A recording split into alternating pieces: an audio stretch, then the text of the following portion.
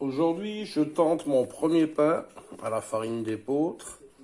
Donc je ne sais pas si c'est grand épeautre, petit épeautre. Peut-être que par rapport à l'étiquette, quelqu'un pourrait le savoir.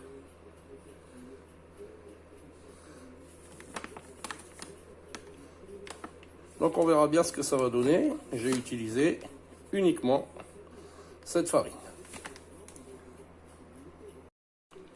Le repos de ma pâte est terminé. Elle a atteint un niveau convenable. Donc on va ouvrir.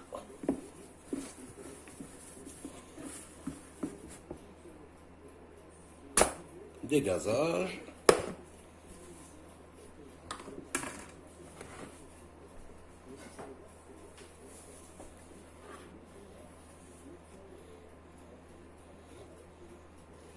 J'avais remarqué tout à l'heure que c'était une pâte très collante. Et ça a l'air d'être toujours le cas. Donc je vais d'office fariner.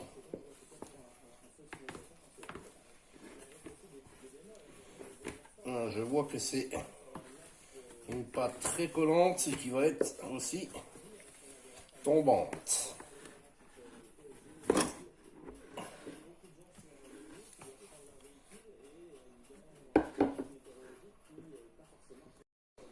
Je vais profiter du fait qu'elle soit sortie en longueur comme ça.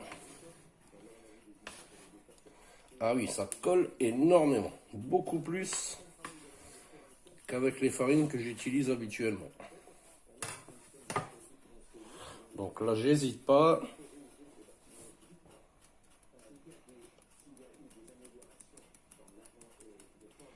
Je la farine sur le dessus, légèrement. Je vais la retourner.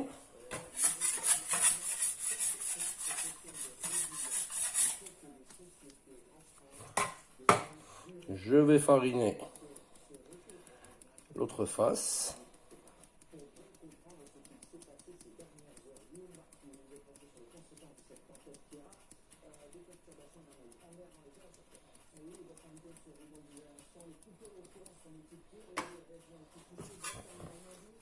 Je vais la remettre dans l'autre sens.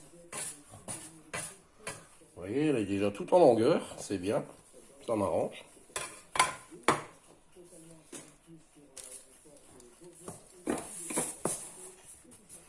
Ah oui, voilà, là. J'ai pas l'habitude de travailler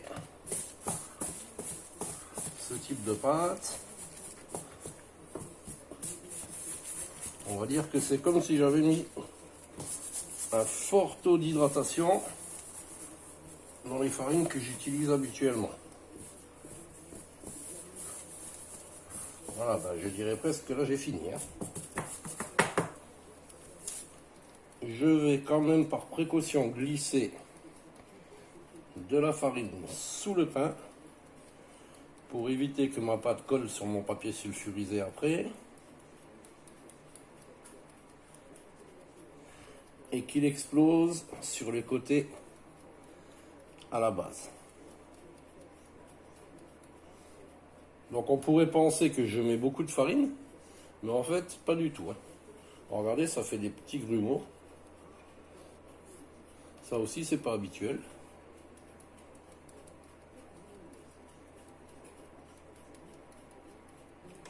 Voilà, maintenant je vais glisser la farine sous le pain.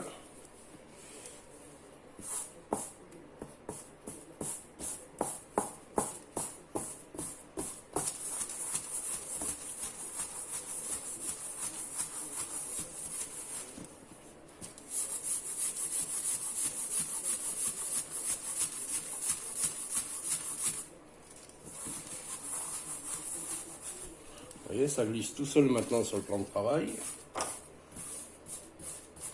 Ça ne veut pas dire que je vais bien réussir à l'attraper pour le poser sur mon papier sulfurisé. On va essayer. Essayez également de faire en sorte qu'il ne se retourne pas quand je vais l'attraper, ce qui m'arrive parfois.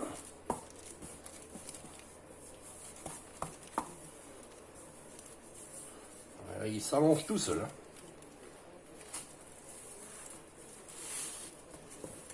C'est surprenant pour moi, j'ai pas l'habitude. Voilà. Ça fera déjà bien l'affaire. Alors comme d'habitude, un petit tissu, je préchauffe mon four et on se retrouve tout à l'heure. Alors, quelqu'un qui va utiliser souvent la même farine, surtout les pros, pourront vous dire qu'il faut mettre tant d'eau, tel taux d'hydratation, faire tel travail, donner plus de force, ne pas donner trop de force, etc., etc. Moi, je fais souvent des farines que je ne connais pas, donc j'ai pas le temps d'apprendre à les connaître, et au niveau de la pâte, on a souvent des résultats différents. Par contre, je vais mouiller ma lame pour faire mes grignes, mes entailles, parce que là, j'ai bien peur que ça accroche.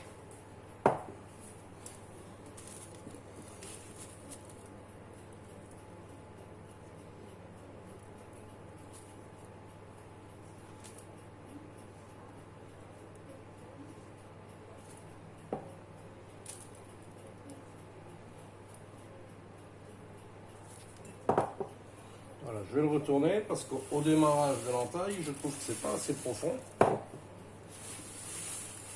voyez ici. Après, quand je vais dans ce sens-là, ça creuse plus profond, mais là, bon, j'ai pas encore le coup de main pour faire ça correctement. Donc je vais les creuser un peu plus ici.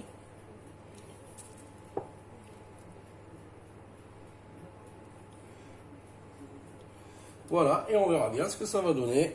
Maintenant, ça part au four. Vous voyez, c'est une pâte complètement affaissée. Mais ça ne veut pas dire charrette. Allez, on se retrouve tout à l'heure.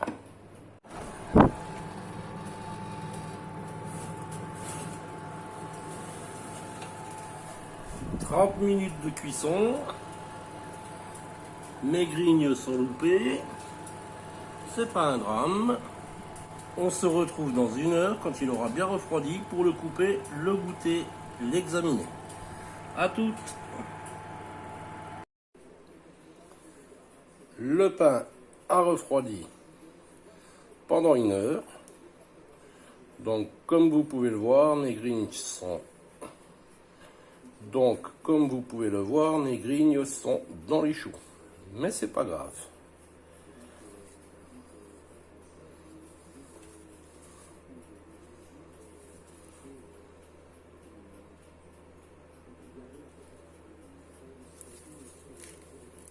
Ça croustille. On va goûter.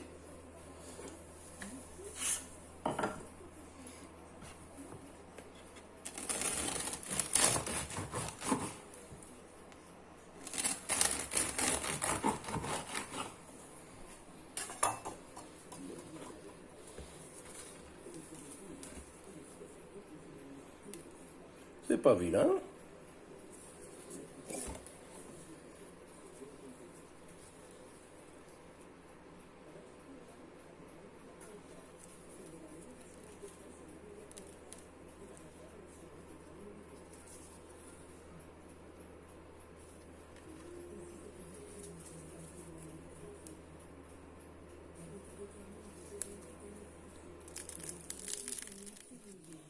C'est croustillant, puis ça sent bon. Hein. Allez, on goûte.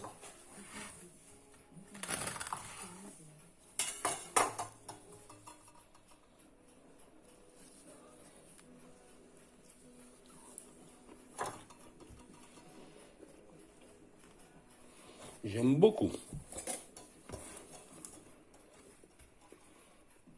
Il a un très bon goût. Farine d'épeautre, à recommander et à recommencer. Bye pour un prochain pain.